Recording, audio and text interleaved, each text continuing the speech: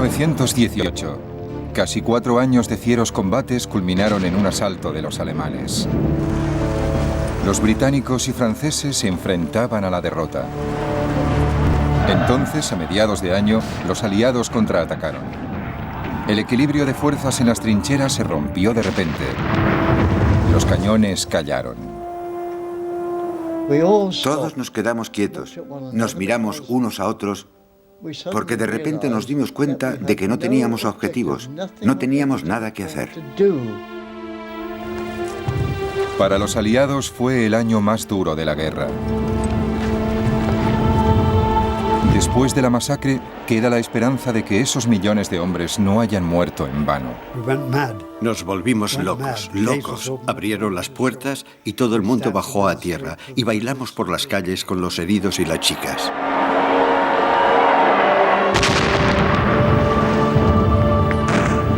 Esta es la historia de 1918, el año que lo cambió todo.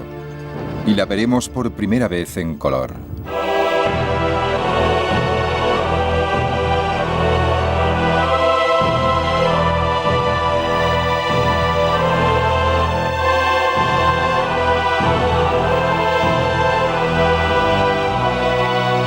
Primera Guerra Mundial en color.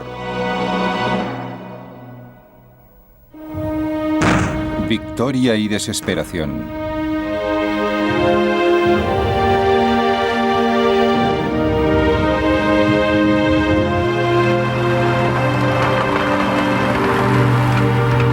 En enero de 1918, después de casi 3 años de guerra en el frente occidental, los británicos habían sufrido 2 millones de bajas, entre muertos, heridos y prisioneros.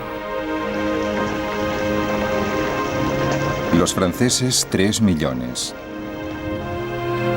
El ejército francés aún se estaba recuperando de los motines de la primavera de 1917. El ejército británico se encontraba abatido por el cansancio. Y tanta lucha era solo por unos pocos metros de barro francés y belga. El primer ministro británico, David Lloyd George, creyendo que sus generales habían malgastado vidas en Passchendaele a finales de 1917, se negó a enviar más refuerzos. Tanto en el frente como en el país, la noche de fin de año de 1917 fue muy triste. ¿Cuándo terminará esta horrible pesadilla? El país está agotado. La gente ya no habla de guerra. ¿Cuándo podremos volver a llevar nuestras propias vidas? ¿Volveremos a hacerlo? Pero para Alemania, el año nuevo traía esperanzas de ganar la guerra. Los alemanes estaban por fin en posición de lanzar una gran ofensiva final. Los rusos habían pedido la paz y ya no participaban en la guerra, lo que significaba que los alemanes tenían miles de soldados disponibles para mandarlos al frente occidental para la gran ofensiva. El comandante alemán del frente occidental, el general Erich von Ludendorff, se preparaba para la batalla. El ataque por el oeste iba a ser una de las operaciones más difíciles de la historia. Estaba completamente seguro de eso y no lo disimulé. Alemania tendría que darlo también todo. El 21 de marzo de 1918, el ejército alemán atacó en un frente de más de 100 kilómetros.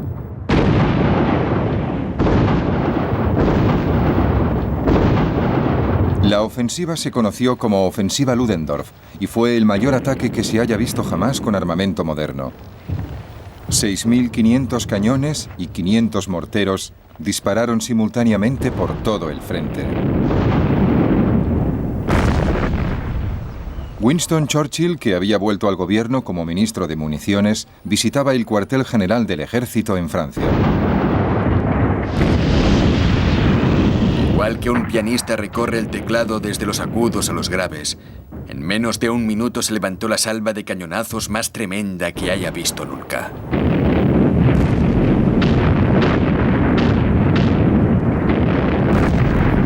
Después del bombardeo de artillería, las tropas de asalto alemanas pasaron a la acción. El gran momento había llegado. Lo que más dominaba entre la confusión que sentíamos era la rabia, el alcohol y la sed de sangre al asaltar de una forma lenta pero irresistible las líneas enemigas. Abrieron sobre nosotros un fuego cerrado de ametralladoras. Las primeras tropas de asalto avanzaban como perros tras un rastro fresco. Eran muy audaces. El 21 de marzo se convirtió en uno de los días más dramáticos de la guerra. Los soldados alemanes quedaron sorprendidos. Aquello parecía una gran victoria. Lo que no nos atrevíamos a desear se convirtió en realidad. La artillería enemiga quedó silenciada, fuera de combate, con un tremendo golpe.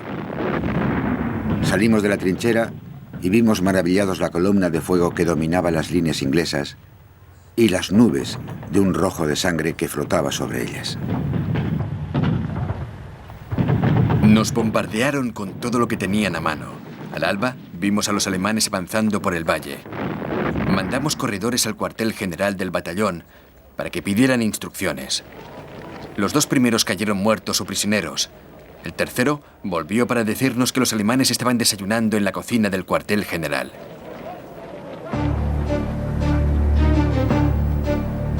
En 15 días, el ejército alemán avanzó 35 kilómetros de un frente de 80. Fue una franja enorme de territorio conquistado, en comparación con el punto muerto de los últimos 3 años. La batalla había terminado antes del 4 de abril. Fue una victoria brillante, y así la recordará la historia. Lo que no habían logrado los ingleses y franceses lo habíamos conseguido nosotros en el 4º año de guerra. Ahora estamos pasando por el momento más crítico que hemos vivido. Los alemanes son muy buenos luchadores y tienen una organización fantástica que les apoya. Pero los alemanes no habían conseguido infligir al enemigo una derrota decisiva, y el comandante británico Sir Douglas Haig reunió a sus soldados con un solo grito. Muchos de nosotros estamos cansados. A los que lo están, les diré que la victoria siempre es para el bando que más resiste. No tenemos más remedio que luchar hasta el final. Cada posición debe mantenerse hasta el último soldado. Aunque estemos contra la pared, debemos luchar hasta el final, convencidos de la justicia de nuestra causa.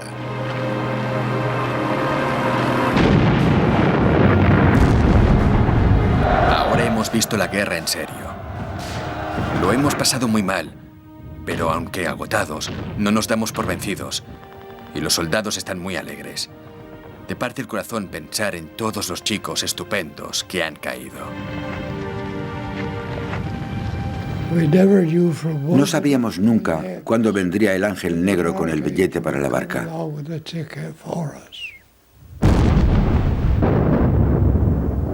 Oías una explosión y todo se llenaba de metralla. Una herida de metralla es mucho peor que una de bala. La metralla, si te da de lleno, te puede destrozar. Para los aliados fue el momento más crítico de toda la guerra. Los alemanes estaban a punto de abrirse paso y separar al ejército francés del británico. Y por eso, entre otras cosas, el general Foch, comandante francés, fue nombrado comandante en jefe de los aliados. Porque así, un solo comandante en jefe podía ordenar a los británicos y franceses que colaboraban y los alemanes no podrían dividir y vencer al separar los 2 ejércitos. Ludendorff puso los ojos en París, que estaba solo a 140 kilómetros. Si los alemanes conquistaban París, la victoria sería suya. El 26 de mayo, el ejército alemán renovó su ofensiva.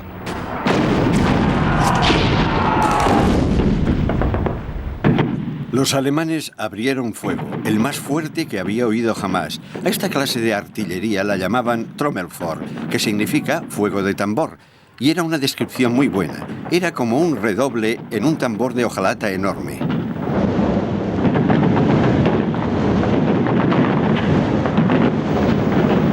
En 4 días, los alemanes avanzaron 50 kilómetros y llegaron al Marne. La capital francesa estaba a la vista. Pero la suerte empezaría a cambiar con rapidez.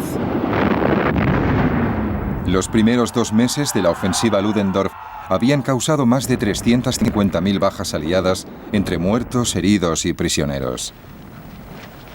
Pero los alemanes habían sufrido casi otras tantas.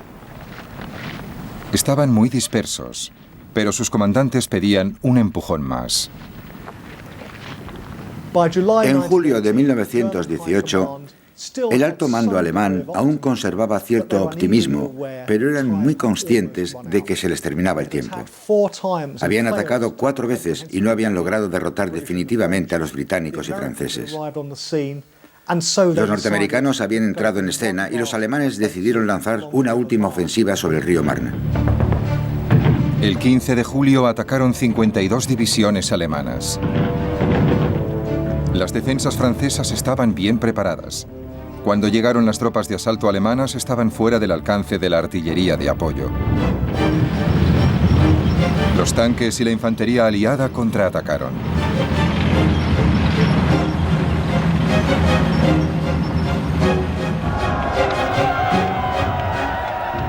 Por fin a los alemanes se les había terminado la gasolina. Sus grandes ofensivas eran un intento desesperado de terminar con la guerra cuanto antes, y en cierto modo habían estado a punto de lograrlo. Pero poco a poco, al atacar distintos puntos de la línea, habían llevado a su ejército a un punto muerto. No tenían nada más que dar. Ludendorff sabía que le había fallado la jugada. Todo lo que yo temía, los peligros de los que tantas veces advertí, se habían convertido en realidad. Nuestra maquinaria de guerra ya no era eficaz, aunque la gran mayoría de las divisiones seguían luchando heroicamente. Un nuevo millón de soldados norteamericanos había llegado al campo de batalla. Los aliados ya podían pensar en el contraataque. La guerra no solo estaba cambiando de signo en el frente occidental. En octubre de 1917, un ataque de los alemanes y austríacos al norte de Italia había obligado a batirse en retirada a las tropas italianas.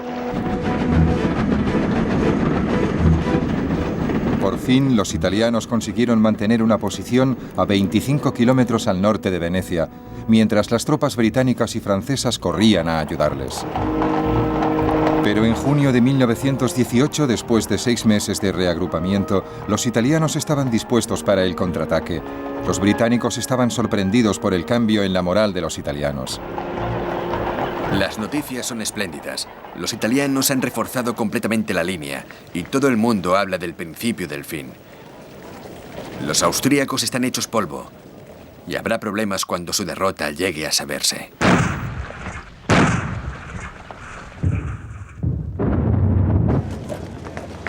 Todos supimos que Italia se había salvado y nos alegramos juntos. Pero no sabíamos que Austria y Hungría estaban condenadas y desaparecerían de la lista de grandes potencias. Pero la guerra tenía que ganarse en el frente occidental. A partir de ese momento, las tácticas aliadas se iban a combinar con el armamento y los recursos humanos para producir el mayor despliegue de fuerzas militares que haya visto el mundo. El 4 de julio de 1918, una división australiana dirigió un ataque a pequeña escala, pero demoledor. Fue una auténtica lección de cómo librar una batalla. La infantería avanzaba tras los tanques, apoyada por gran cantidad de artillería pesada y barreras de ametralladoras del cuerpo de ametralladoras. La aviación real también apoyó, soltando por primera vez bombas con paracaídas. Fue un éxito, sobre todo por el secreto con el que se desarrolló. Los alemanes no tenían ni idea de lo que iba a ocurrir y la sorpresa fue total y absoluta.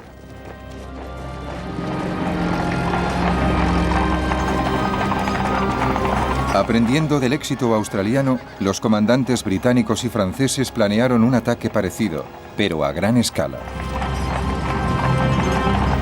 Los aliados concentraron una gran fuerza cerca de la ciudad de Amiens, con 530 tanques británicos y 70 franceses a la cabeza. El 8 de agosto, a las 4 de la madrugada, y aún escondida por una niebla que seguía protegiendo los preparativos de la noche anterior, nuestra artillería abrió un fuego intenso que destrozó las baterías de cañones enemigos. El enemigo, sorprendido por la violencia y la rapidez del ataque, se replegó con gran confusión, abandonando gran cantidad de provisiones. Y de repente, con un gran rugido, más de 1000 cañones iniciaron su sinfonía. Al instante, todo el conjunto empezó a avanzar. Los soldados, las unidades, los vehículos, los tanques, barriéndolo todo sin piedad, de una forma irresistible.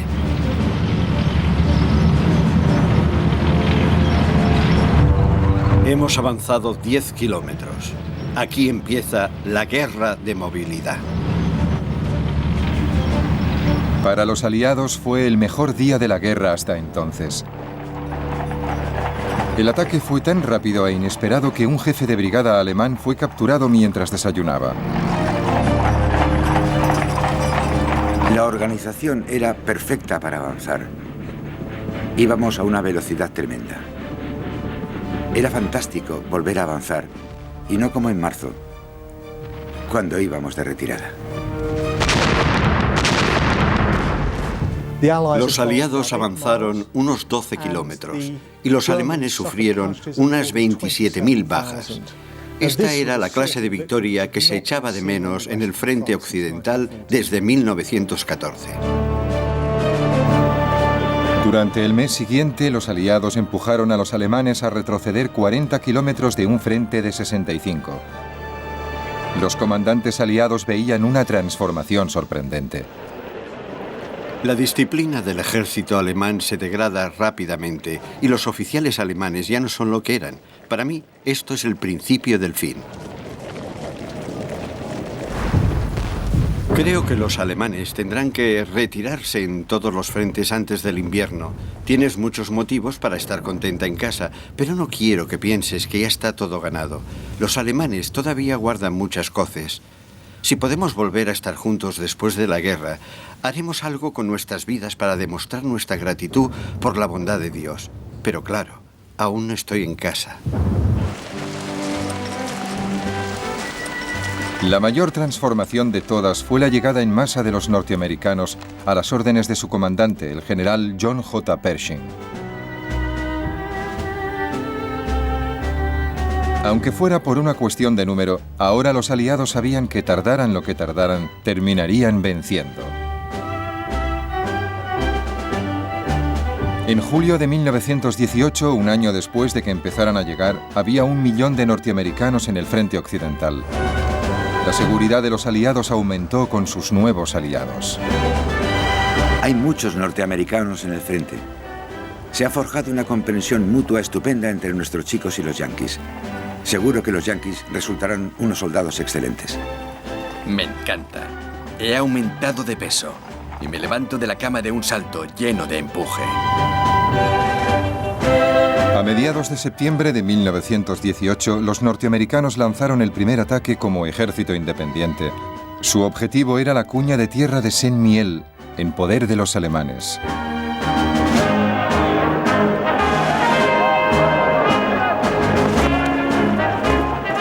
Fue una gran victoria. Pershing estaba entusiasmado. La toma de Saint-Mihiel fue más eficaz que cualquier otra operación de la guerra para reanimar a los aliados.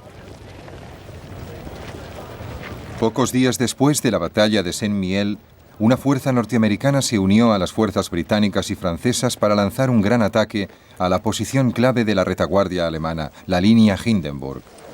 La línea Hindenburg era una posición defensiva extremadamente dura, formada por alambradas de espinos, de torretas de cemento. Si los alemanes iban a ser capaces de detener a los aliados, tendría que ser aquí. Para los soldados aliados normales, atacar la línea Hindenburg era una tarea imposible. Habíamos atacado el año anterior sin éxito. Ahora íbamos a intentarlo de nuevo, pero nadie pensaba que nos saliera mejor esta vez. Hasta los australianos decían que nos estábamos dando de cabeza contra una pared. La última semana de septiembre se reunieron 123 divisiones aliadas, 500.000 de soldados. El general Foch dio la orden final para la ofensiva que podía decidir la guerra. La naturaleza y la importancia de esta operación exige que cualquier pequeña victoria se refuerce sin la menor demora. La ruptura de una línea de resistencia debe explotarse sin interrupción hasta la máxima profundidad posible. Por eso hay que evitar paradas en el progreso de la acción.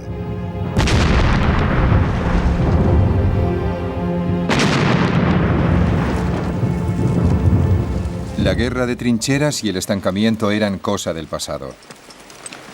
Gracias a las líneas de artillería cada vez más precisas que ablandaban al enemigo, los soldados aliados podían hacer realidad el deseo de Foch por una guerra de grandes movimientos.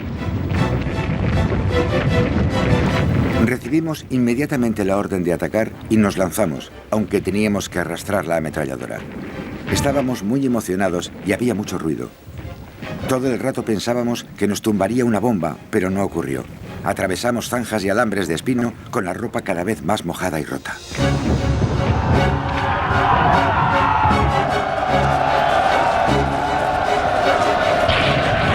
Al ataque. Avanzamos y apenas hemos recorrido 100 metros cuando el fuego de las ametralladoras barre la llanura. Las balas silban por todas partes. Logramos avanzar a pesar de todo. Tenemos que salir de esta zona. Si no, ni uno solo de nosotros volverá vivo. Estamos hechos un asco. Sucios, llenos de barro, mojados hasta los muslos y con la ropa hecha jirones. Brooks ha muerto en el avance y he oído que Holt está herido por una bomba. Un operador de radio británico siguió a la infantería desde la trinchera para instalar una emisora en el frente e informar de los progresos. Pero la unidad había perdido una pieza vital del equipo. Nos encontramos con que no teníamos antena. Volví, la encontré y entonces volví a las trincheras de apoyo para recogerla y tuve que llegar hasta allí pisando a los muertos. Ese día solo me comuniqué con los muertos porque tenía que pisarles y decía, lo siento, chico.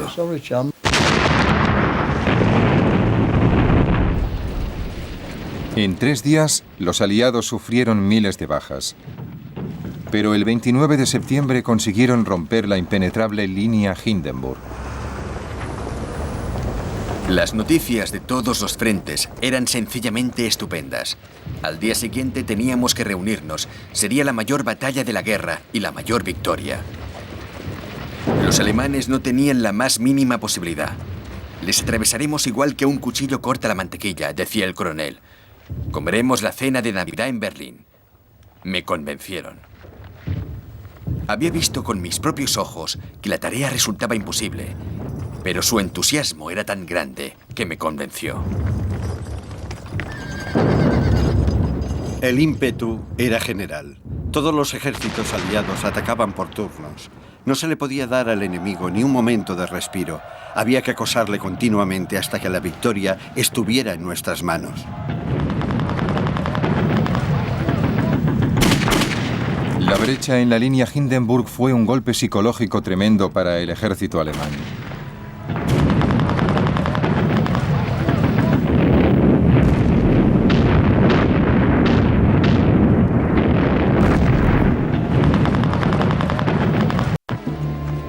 Pero Ludendorff quería un armisticio que preservara el orgullo y el territorio de Alemania.